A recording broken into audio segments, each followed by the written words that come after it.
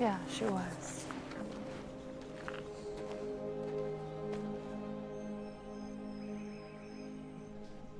Kiki! Oh, put the milk bottle. Have you played this before? No, never. Kiki, come on! Do I have to? Yes!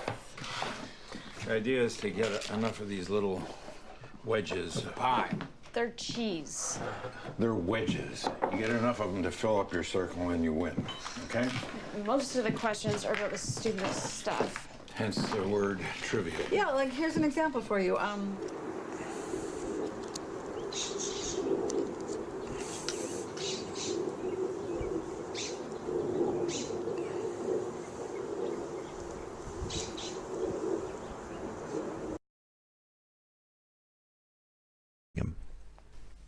It was at the dawn of the day, in merry Maytime, when hedgerows are green and flowers bedeck the meadows, daisies pied and yellow cuckoo buds and fair primroses all along the briery hedges, when apple buds blossom and sweet birds sing, the lark at dawn of day, the throstlecock and cuckoo, when lads and lasses look upon each other with sweet thoughts, when busy housewives spread their linen to bleach upon the bright green grass.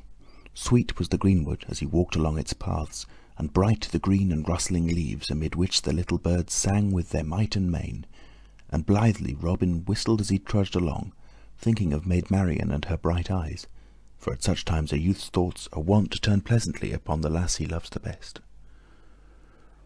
As thus he walked along with a brisk step and a merry whistle, he came suddenly upon some foresters seated beneath a great oak tree. 15 there were in all, making themselves merry with feasting and drinking as they sat around a huge pasty, to which each man helped himself, thrusting his hands into the pie, and washing down that which they ate with great horns of ale, which they drew all foaming from a barrel that stood nigh. Each man was clad in Lincoln green, and a fine show they made, seated upon the sward beneath that fair spreading tree. Then one of them, with his mouth full, called out to Robin, "Halloa! Where goest thou, little lad, with thy 1 penny bow and thy farthing shafts?" Then Robin grew angry, for no stripling likes to be taunted with his green years. "Now," quoth he, "my bow and eke mine arrows are as good as shine, and moreover I go to the shooting match at Nottingham town, which same has been proclaimed by our good Sheriff of Nottinghamshire. There I will shoot with other stout yeomen, for a prize has been offered of a fine butt of ale." Then one who held a horn of ale in his hand said, "Ho, listen to the lad. Why, boy, thy mother's milk is yet scarce dry upon thy lips, and yet thou pratest of standing up with good stout men at Nottingham butts, thou who art scarce able to draw 1 string of a 2-stone bow." "I'll hold the best of you 20 marks," quoth bold Robin, "that I hit the clout at 60 rods, by the good help of Our Lady fair." At this all laughed aloud, and one said, "Well boasted, thou fair infant, well boasted, and well thou knowest that no target is nigh to make good thy wager."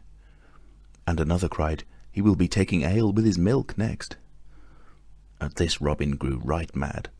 "Hark ye," said he, "yonder at the glade's end I see a herd of deer, even more than 60 rods distant.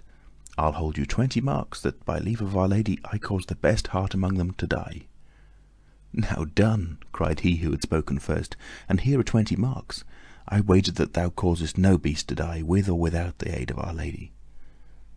Then Robin took his good yew bow in his hand, and placing the tip at his instep, he strung it right deftly.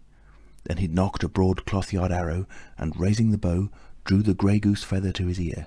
The next moment the bowstring rang, and the arrow sped down the glade as a sparrowhawk skims in a northern wind. High leaped the noblest hart of all, only to fall dead, reddening the green path with his heart's blood. "Ha!" cried Robin, "how likest thou that shot, good fellow? I pot the wager were mine, and it were 300 pounds."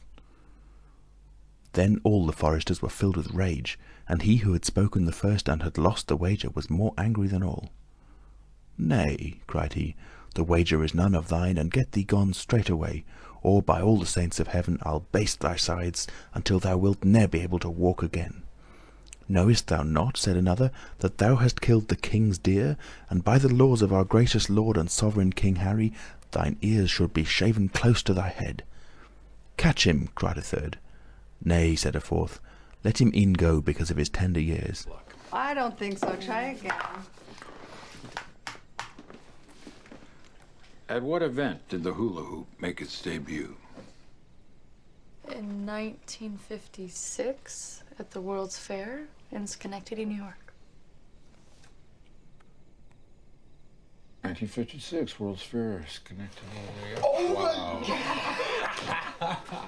Nice one. Wow. Cheese. Bye. Wedge.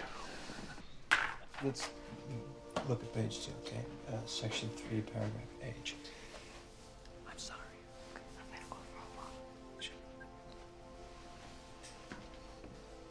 Uh-huh.